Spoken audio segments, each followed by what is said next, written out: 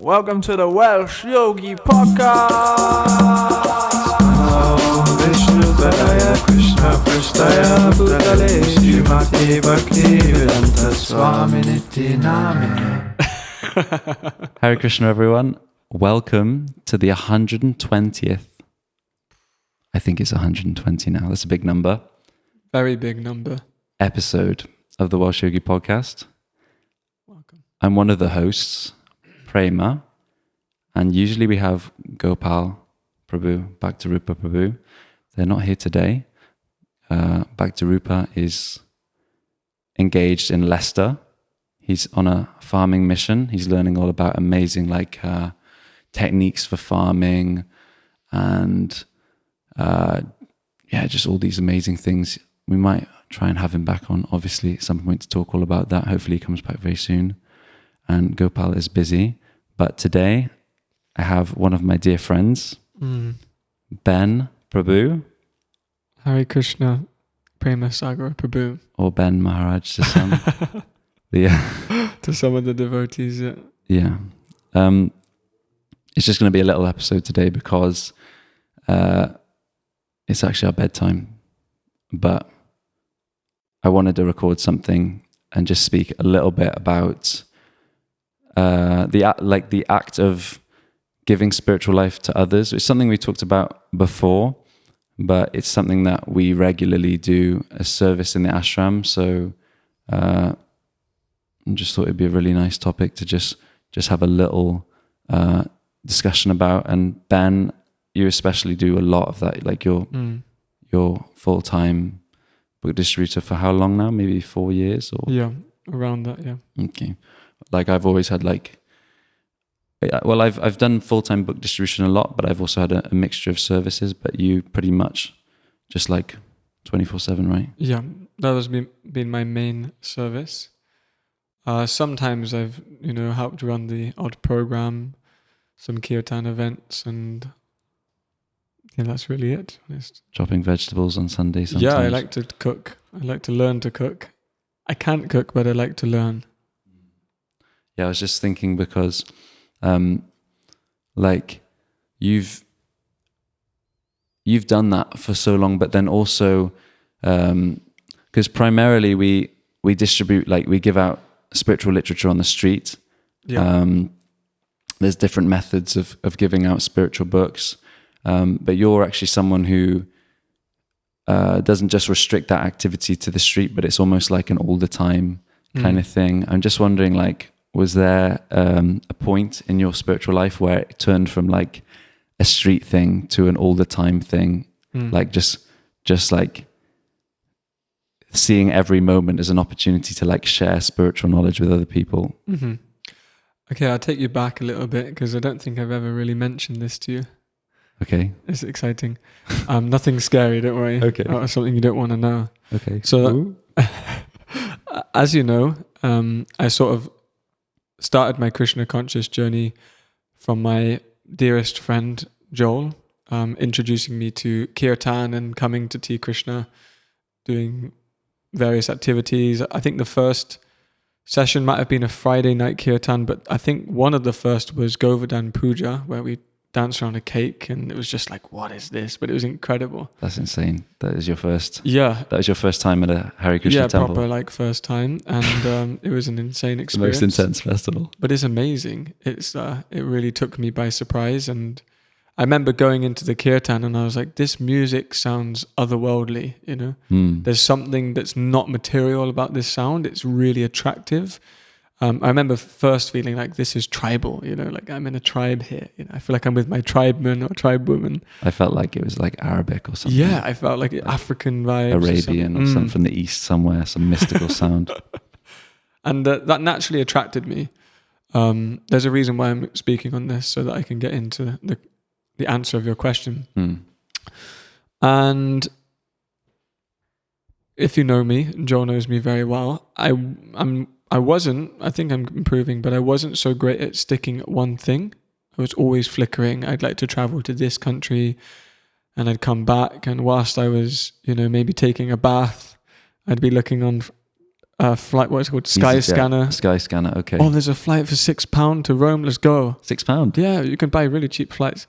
Oh And I would go and I would do the same thing in each city, and I'd spend 3 nights, and I'd go there and I would spend the first day maybe trying to get to know the people in the hostel. You normally arrive late if you take a cheap flight. Normally it's in Like a really ridiculous, random hour, yeah. like Oh my God. 1 a.m. or something. So I was always seeking that like sense of experience.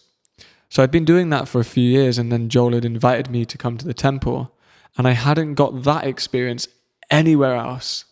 You know, I'd traveled, I think, up to like something 32 countries at this point. And throughout all those experiences, I hadn't experienced anything anywhere near as exciting and refreshing as coming to a kirtan the first time. Mm. So that impression stuck into my heart, and I still had that desire to travel, to do those activities, try and adventure, find out who I really am, and have those experiences. So once having that experience of going to kirtan, I couldn't get it out of my system. And I went to... The kirtan itself? Yeah, like just the whole... Not necessarily just the kirtan, but the experience, that feeling that you feel when you go to a kirtan for the first time, or the few first times. It's profound. So I'd been to kirtans, and then I realized there was a Bhakti yoga center on my doorstep, 30 minutes drive. Wow. So one of the old monks from T. Krishna had set up his own meditation studio. And as I'd been desiring to go to more kirtans, he'd literally just opened the place. I went to the first kirtan. No way. Yeah, in Bhakti Center. Was there like a poster or something? Or how did you... Joel knew Prema. Okay. He invited me to come. And so we'd gone there, and we had started being part of this community. So then it was like integrated into my life that this is what I'm going to do with my life. I'm going to... Not necessarily did I think, okay, I'm going to be a shaven monk, and I'm going to dedicate my whole 24 hours of a day to Bhakti. I didn't necessarily think that, but what I thought is, I'm going to give my life to this quite quickly. I was like, this is so cool. I've not seen anything ever in my life like this throughout all those countries. This is so unique. People are so happy, and I want what they've got. Mm-hmm. So by going to these programs and being part of a community, being part of a Bhakti Yoga community that's new and, it's up and coming, it was really exciting. And I remember the first few times that I was in the Bhakti Center, I felt really grateful for what I was experiencing, and I kind of felt like I needed to let people know about this. Share it. This is a special gift, What have I got here? This is cool. I'm experiencing something so deep and conscious changing, not just life changing, but conscious changing. So I had this desire to share it, and I remember as being a young, inspired traveler like I was, I kind of still had that desire to run away and go to some hills or mountains and do Bhakti, but there. And I found this beautiful villa called Villa Vrindavan. It's actually a temple. It's in Tuscany. It's in a little village called, and hopefully I don't ruin it, it's called Tavernucce. Tavernucce. I don't know why I did the head wobble, but Tavernucce. Okay. Where is it? It's just outside of Florence. Okay. So I had booked myself. I kind of wanted to disguise that I'd become a Hare Krishna. I wanted to go there. Why were you going there? Sorry, I was working. I was going to the Bhakti Center. I was into kirtan. I started chanting 16 rounds. I was fully invested. But I still had this desire to travel and, see the world. Right. But somehow or another, my intelligence directed me towards looking at doing volunteering. And then whilst I was on the volunteering website, I found Villa Vrindavan Hare Krishna Temple, do some farming or something. And I was like, not really me, but I'm going to do it. That was on a volunteering website? On a Workaway, yeah. Not even like a Hare Krishna website? No, just on Workaway, Villa Vrindavan. Funny enough, actually, I think I saw it on one Tuesday, and then on the Thursday I went to Kirtan in Bath. And this one devotee called Kishore, he told me, I heard they're thinking of going traveling. You should visit a temple called Villa Vrindavan. It's really good. Typical. And I was like, so typical. That's confirmed. Yeah. I'm going to go. So I'd booked myself on a workaway. I tried to disguise the fact I was a devotee. I really did try. But as I arrived, they saw me chanting on beads, and they went, Giveaway, classic giveaway. You can stay in the brahmachari ashram. And I was wow. No. What's a brahmachari? What are you on about? What's an ashram? Well, brahmachari. I kind of knew ashram because Joel had moved into an ashram, right? Joel was he'd moved already in already. moved into the CVA. We'd left, like he'd gone. We had a house together. We rented a place. He'd gone to the ashram. I was there, kind of couldn't deal with living with other people, still shared house, moved with my parents. So I'd gone to Italy, and I arrive and they say, you're going to go in the ashram. I was like, oh my, what is that? What's going on? Yeah, so then they had to get a contact. They got Prema's contact to check you're okay. Check I'm not like some freak coming into the beautiful ashram.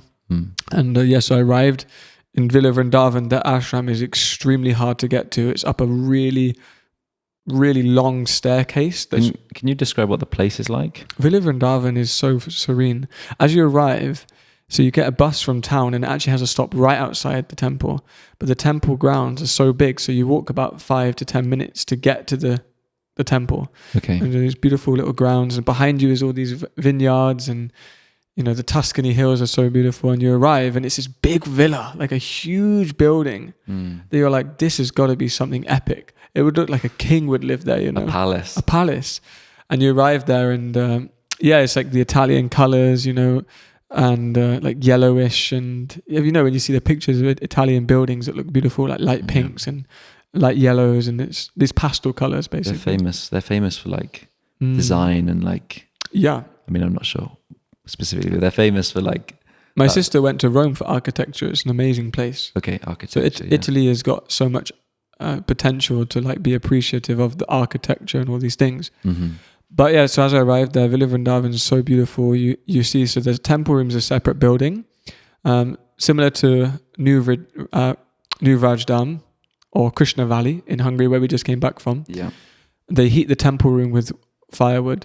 Below the floor. Yeah, below the floor. So it's nice and toasty in the morning. It's heated by firewood. It's very similar. They use a lot of produce from the land, so they grow vegetables. Most of the monks there, they eat from the land. They have cows. They have olive trees and they farm olive oil. They have a lake. They have everything. So I arrived going into the Brahmachari ashram, whatever this place is. And I arrived and I went to sleep quite quickly because it was late. And I woke up at 3:30, 3:45 with a monk being like, Hare Krishna, wake up. And I'm like, what's going on? I'm okay. I was like, it's 3:45. What's going on? It's like, it's the midway through the night. What is he doing? And he comes up, Prabhu, are you getting up? And I'm like, oh, who's this? And he opens the door and he switches the light and goes, Lord Jagannath's eyes are wide open and Krishna wants to see you. He doesn't sleep because he wants to see you. And I'm like, okay, who's Lord Jagannath? What's going on? He's on your back, isn't he? Yeah, he's on my back. I'll reveal that later. Okay. And he got me up and I went to my first Mangalati. No clue what any of the lyrics are, whatever's going on, and you arrive in this most beautiful temple with these chandeliers and these beautiful deities. I had no clue I kind of understood what deities were, but I didn't really know who they were or which deities they were. But I saw them and I was like, wow, this is so stunning. And I couldn't keep my eyes off of it. And I just felt this reciprocation. So I'd been chanting 16 rounds, but I didn't really know that many things actually. I kind of just knew about chanting and reading Bhagavad Gita. Right. But I didn't really get to have those experiences, really taking in darshan of deities or spending time allowing your eyes to be bathed in the form of a deity. And it's very beautiful.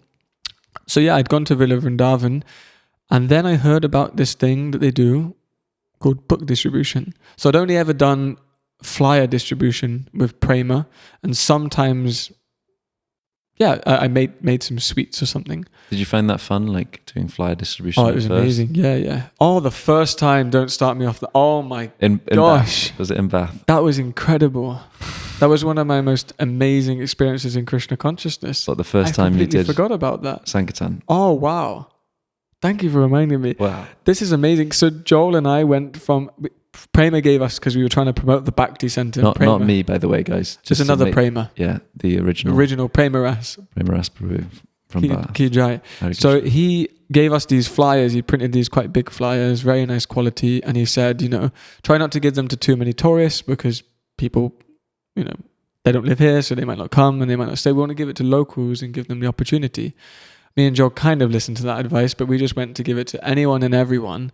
And it was just liberating, because you just get out of your mind, you go there and you just try and focus on giving people such an amazing experience, an amazing life. Because when we were doing that, we felt so much joy from going to the Bhakti Center that we couldn't do anything but give it to others. Not necessarily the joy we had, but the joy that everyone experiences when you go to Kirtan. Yeah. Like we hear about it, Vaishesh Guru mentions it. He Overflow. mentions the overflow, Yeah. It's just filling up, and then you just have to give it out. It just becomes too much. You're like, I can't contain this. You didn't find it scary though? Like to No. start, you're just like, yeah, let's do this. No, I never found Sankirtan scary. I found it very enlivening and exciting. I mean, you probably know the fact that like as soon as I heard about Kirtan, I loved it. I used to work in a secondary school. I would tell the kids about chanting Hare Krishna. One child, shout out to Freddie, he decided it'd be a great idea to chant Hare Krishna around the school building whilst lessons were going on. Wow. Not just shout, but like fully disturb lessons. So he got, he got What a time legend. out of lesson for that. Not because it was a rewarded thing, because it was some sort of punishment. No, you can't shout this, can't shout that to people in school. They didn't chase Isolation. it to you, did they? No, the Hare Hopefully Krishna not. teacher. No, they didn't. Luckily, everyone knew I chanted. But yeah, so what were we talking about? Remind me. Because the original question was like, when did you go from just like giving out books on the street to kind of like always being in that mood of like giving no matter where you are? And you were kind of talking about your first experience. Yeah. in Okay. Bath. Yeah. Amazing. So I was going to link it to this. So it's a long-winded answer, but I feel like it gives a lot of what I'm going to bring Yeah. just in a minute. Go for it. So then obviously we had those experiences in Bath.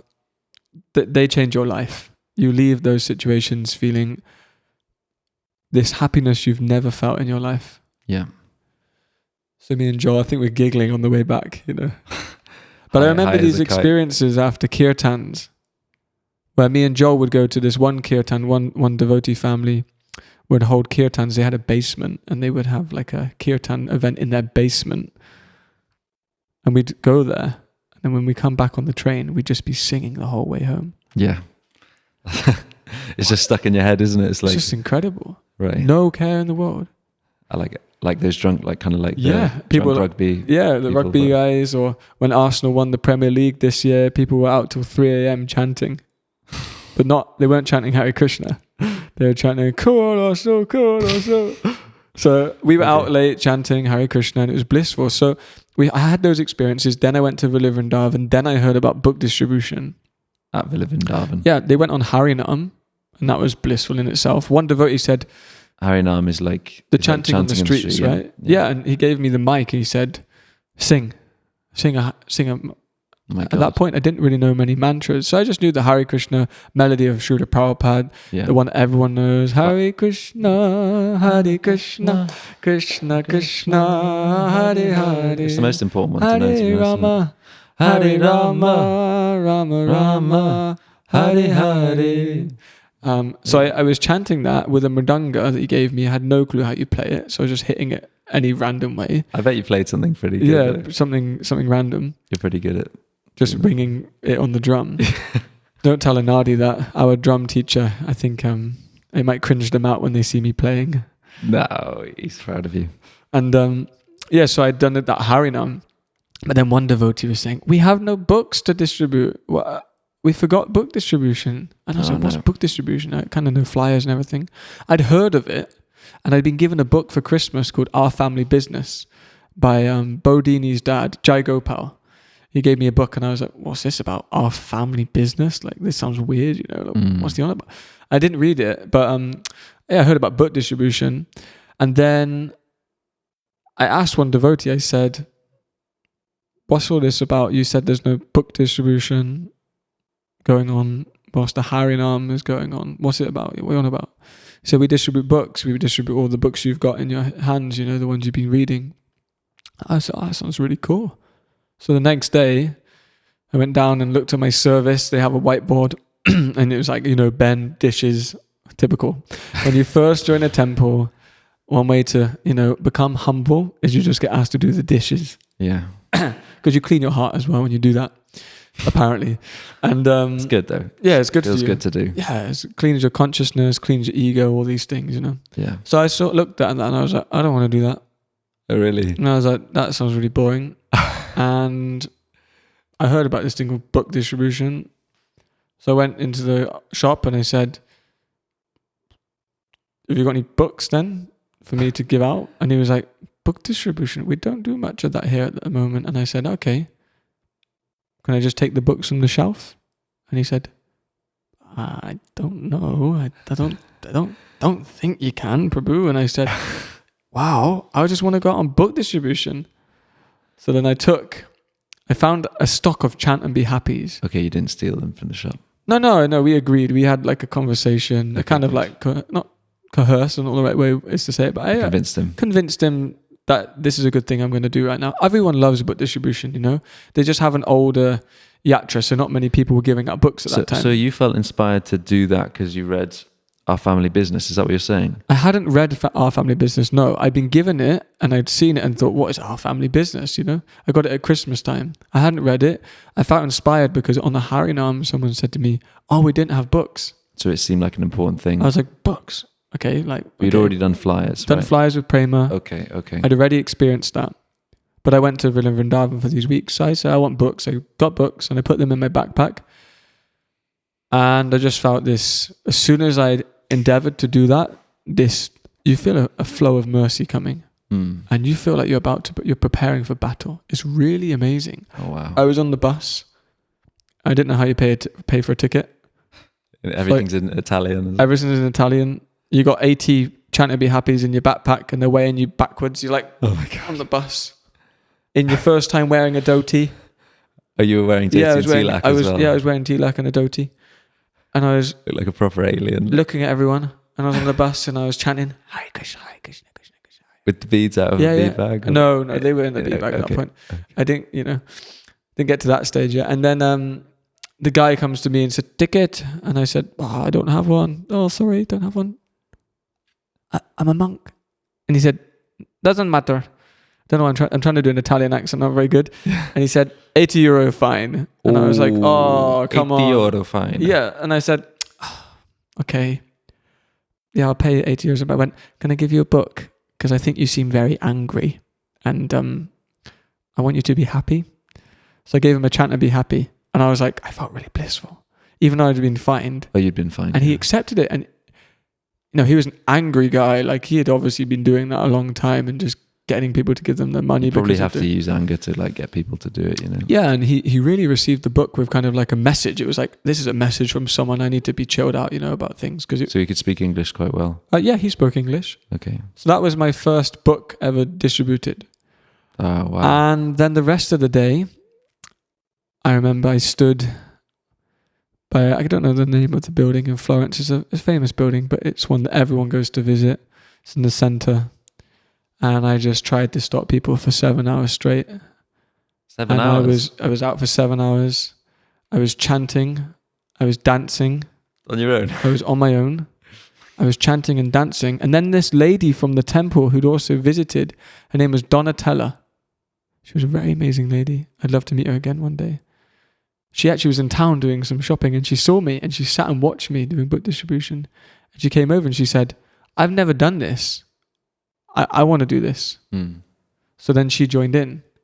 And just towards the end, I met an Italian couple and I said, I couldn't really get through to them. I said, meditation. You didn't know any Italian words? No. Meditation. Happy. Money. Me. Food. Feed. And I had a flyer as well. They gave me some flyers for the festival and I went, festival. Hey. And they went, oh, 2 euro. And I was like, oh my gosh, they're just giving a donation. When was that in the day? Was At the end of the day. Right at the right end. at the end. So it wasn't much 7-hour luck, was it? slog, no one stopping, people kind of stopping, people looking at me really weird, like, what the Yeah. hell is this guy doing? But I was just so happy. Right. at the And I end. remember that's the first time I went out on books. It was incredible. So like the question of when did you just start this mood of book distribution isn't just when you're out on the street. I think it was always there. Yeah, because the first one was in the bus. First one was on the bus. I mean, when I was working in a school on the way to the Bhakti Center, from the train station to the Bhakti Center, I'd bring a pair of kartals and I'd be chanting On the way to the to the Bhakti Center And you're like in a suit, yeah, in your sometimes school with the outfit. school lanyard saying staff, Mr. Clark. And I'd go up to people, Hare Krishna, Krishna Krishna, Hare Hare. And they'd be like, "Ooh." I just knew this is amazing and I want to give this to others, you know? So this enthusiasm, I mean, Prema quickly told me, don't do that to everyone. It's a little bit weird if you just go up to people and you start hitting some bells and going, Hare Krishna, Hare Krishna. So that was there and that desire was there. But from that experience in Villa Vrindavan, every time I was in the temple, I was thinking, I want people to come. I need people. I want everyone to know about this. Everyone in this world has to know that life isn't just meant for eating, sleeping, mating, and defending. We are not supposed to live like animals. We're supposed to live like humans, at least humans. And it was really strong. I could feel it, that this desire just to give this knowledge overcame me. And then when I eventually knew what book distribution was, I would carry books with me basically anywhere I went, because I would drive here and there from work, and I would spend time in my lunch breaks from work distributing books on Southmead High Street. There's nothing there in Bristol. Southmead High Street. Close, actually. Not Southmead High Street. It's near the school I used to work. It's Okay. got 5 or 6 shops. Okay. But I would time it that I could just do half an hour of books every lunch Wow. and do some book distribution. So this is what I mean. It's like it kind of really came naturally, this mood of just always wanting to give it, you know, give this knowledge and give this, because it's His Holiness Swayam Bhagavan Keshamaraj. Once I asked him about the winter marathon, my first ever one, some advice. Which is when we as monks, we have a specific period where we really just dedicate everything to like giving out books in that winter period, Yeah. getting out on the street, meeting people, sharing spiritual knowledge. So yeah, go on. And he said, this makes boys into men. There will be some blood, sweat and tears along the way, but it will bring out your bhakti in your heart. And another thing he said is, and it always sticks with me, enthusiasm breaks through all boundaries. Wow. That's something to remember for a lifetime, isn't And it? I remember that, and I was like, okay. So I'd read that. I'd started the winter marathon. You know, I'd been going out on books before I was in the ashram. It was like a normal thing just to finish work, drive to Bath before the program and do 2 hours of book distribution. It was my life. That's all I've known since I joined Bhakti Yoga. I just wanted to give it to others. Because if you have something amazing, it feels kind of like bad to keep it to yourself, you know? Yeah. Part of having something amazing is that you just want to experience it with others. And that's what it is, isn't it? It's exactly what happened. So yeah, then I moved into the temple, which was amazing to be able to do that. And yeah, I moved into the temple, started basically as soon as I joined book distribution, straight out on the street. Distributing books, yeah. And then they're the best moments of your life. I mean, as monks, we're asked to do something for the temple. You know, we can't just laze around and do nothing. Yeah, just So that was meditate. that was my service. Something practical. And I didn't just feel like it was my service just to do it on the street. It's a full-time activity. And my most mystical experiences since then have happened when I don't have to be on the street, actually. When you just, you know, randomly decide to, because of inspiration, from reading Prabhupada's books, from being in kirtans, from chanting nice japa in the morning hours, from being with beautiful souls, you just feel so inspired. I want to give this to someone. And, you know, Krishna's in the heart. And I know that if I go out there, someone's going to be there. Yeah. And there's so many. I've started writing them down. Gopal told me, write these stories down. Yeah. Because we have to see how Krishna's hand is in our lives. And I can say, when you're in that mood of constantly wanting to give Krishna consciousness or any spiritual form of life to someone, if you just genuinely want to help people, then life becomes so much lighter. Yeah. I was just thinking, like, also because not everyone is so able or confident to do book distribution on the street, where you just plant yourself in a stream of people and just dive in. Like Bristol today. Yeah, like Bristol today, which was absolutely an amazing day. It was an amazing experience, but only because we've been doing it so regularly, it just feels quite easy to jump back in. But I was just thinking that, you just have the books on you, have the mantra cards on you, and you'd be really surprised at what situations can come up, or where an opportunity just pops up for sharing knowledge. Like, it's happened to me like a couple of times recently. I've just left the street for a moment to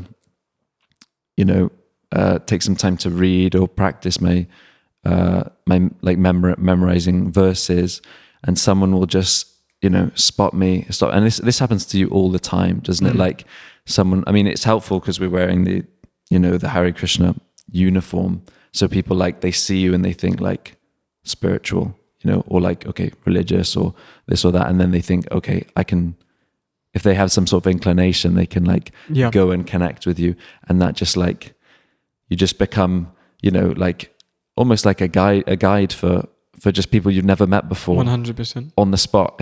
and then that gives you, like, it's like such amazing training to, like, be reading and practicing spiritual knowledge, and then always have the opportunity to relay like what you're learning to others. And there was just one last thing that I was thinking.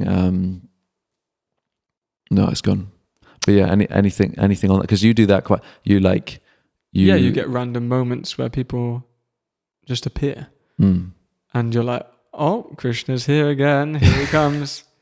Like today, for example, this amazing lady called Lauren, she had met me 3 weeks ago. And I remember her coming up, actually. She was really into wanting to know more about spirituality, and she got a Bhagavad Gita. And then today I had many things come up today, had many phone calls, many things having to, when you're a monk, you also become busy sometimes. Yeah. It's hard to remain focused on just one thing if you get more responsibility. Mm-hmm. So I had some phone calls, and not saying I have loads of responsibility, but anyway, had something I needed to do, and I went off and did that, and I was thinking, I wish I could just be on the street right now. But then, that thing was done, and I was walking back, and then I heard someone say, hey.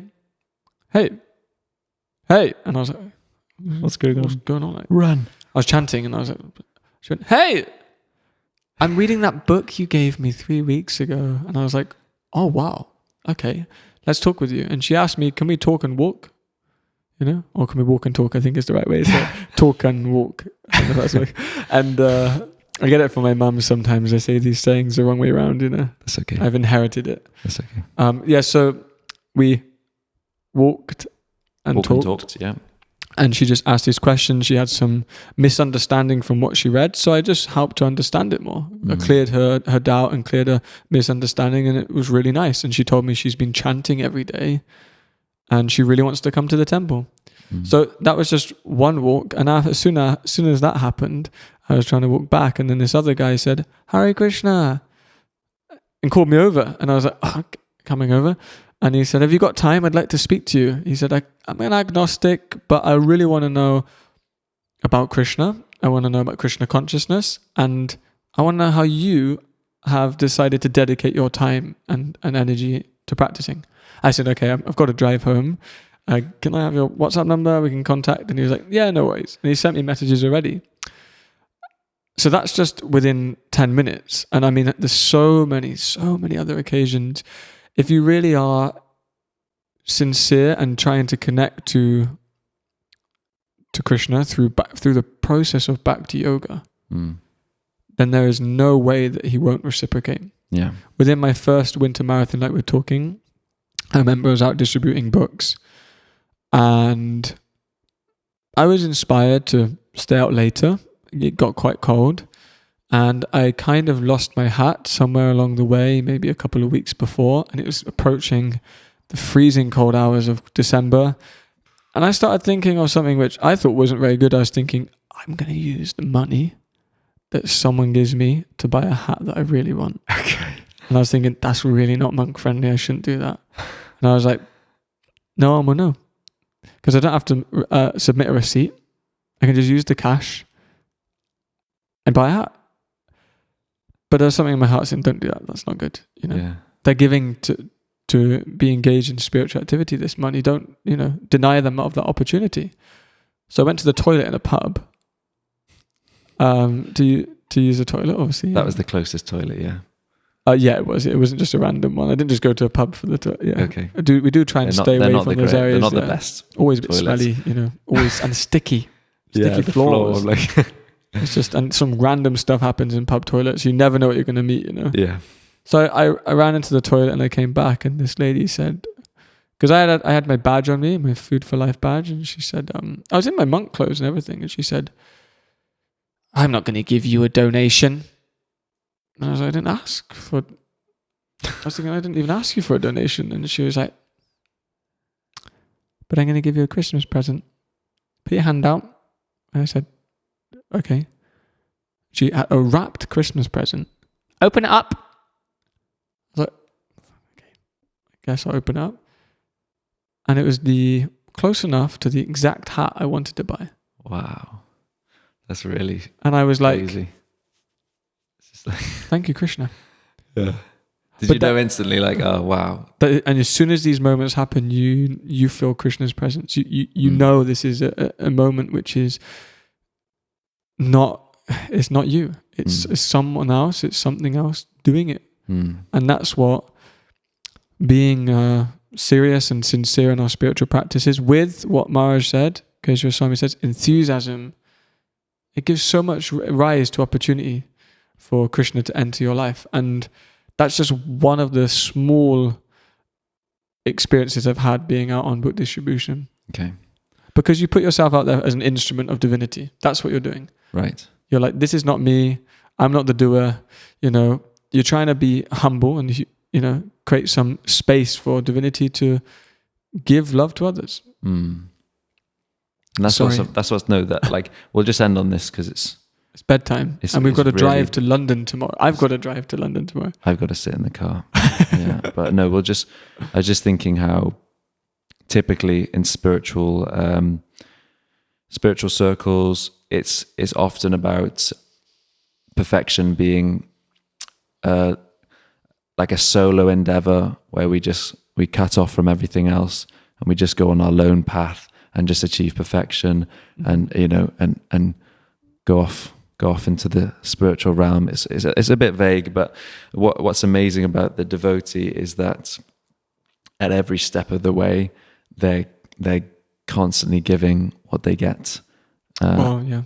And that's actually how you grow, isn't it? Because it's said that to receive spiritual knowledge is like breathing in, and then to give it is like breathing out, and to breathe in and out is the system of a healthy human being. So for healthy spiritual life, it's exactly the same. So if you're listening to this and you would like to try something like that, maybe you're not as confident in getting out on the street, that's completely fine. But if you have the books on you and you invite some sort of situation, you make this declaration that I would like to share this somehow, then you're going to be really, really surprised, like the kind of things that might happen, the opportunities that might pop up. Yeah. Just the feeling. There's one last story, I think, of Garanga told me this, that a devotee in New Zealand, he'd never tried book distribution, an older gentleman. He'd always wanted to try it, but he wasn't so into, getting on the street and doing all this. And but he took a book to distribute, and this is not a big crazy story or anything, but he went to the dentist one day and he brought the book with him, and he sat down in the waiting area, and there's just some books on the shelf, and he just takes the book and he just adds it to the shelf. And he just described, because this is his first experience, he just described this amazing feeling of satisfaction and happiness come through at that moment. Just, he went off to the appointment, but just that first experience of just, planting the seed out there for someone else to find that amazing knowledge. He described that was like nothing else he'd ever experienced, the most awesome feeling in the world. So, well, if I can add on that, because I was just thinking, people might not understand what it means to give a book out, because even if you might not have read the books, you might not know why we are so, strongly desirous of giving out these books, because people don't realize that within those books is a complete opportunity of a lifetime. We're living in this world for some reason or another. Somehow or another, we've ended up here. And a lot of people, they focus on maybe where they came from, their previous lives, or not knocking it, but previous lives, or who they want to be materially, but no one really questions, who am I? Who am I? So these books, they have, like I said before, they are teaching you, instead of allowing ourselves to be pushed and pulled by our mind to things that don't actually satisfy us, the soul, they completely change humanity at large. Why? Because it's fulfilling that spiritual thirst, which is understanding how to be genuinely satisfied in this human form of life. People, I'm always at traveling, distributing books in different cities, and the same things happen in every single city. Everyone is searching for spiritual happiness in something material. So these books, if you just place a book somewhere, within that book is actually a whole spiritual life of someone else. Because if they read that book, it's said that these books and book distribution and being a devotee actually in general is a life of being like a touchstone. A touchstone is one which makes other stones beautiful, right? So if we have been touched by this knowledge, and if we've been touched by chanting Hare Krishna and practicing bhakti, then when we genuinely do this out of love, then other people's hearts are transformed. And we cannot change the world. We can change the way people see it. And one thing that's extremely important is we might not be able to change the world, but we can change someone's world. Someone's life will be completely transformed from not just this book, but this transcendental knowledge, which is bringing people from this platform of being completely engrossed in material life to a most joy. We were talking about it in the car. Our life is so cool and so fun, isn't it? Yeah. Like, we're so lucky. Yeah. So we're actually, these books, if you can just give a book to someone, they're getting this whole new life. Yeah. I'm just thinking like the ripple effect, the butterfly effect. You're just joining into that ripple. And in a way you are, because that is what's going to change the world. And you can choose, do you want to be a part of that or not? Basically. It's happening anyway. Yeah. I mean, it's, this movement of spreading bhakti is going to happen if you join the movement or not. It's a wave that's already started. So you might as well, if you want to, give it a go of riding the waves of the bliss of spiritual life. Yeah. Why not? Instead of getting trying to enjoy materially, and it's just like hitting your head on a concrete floor.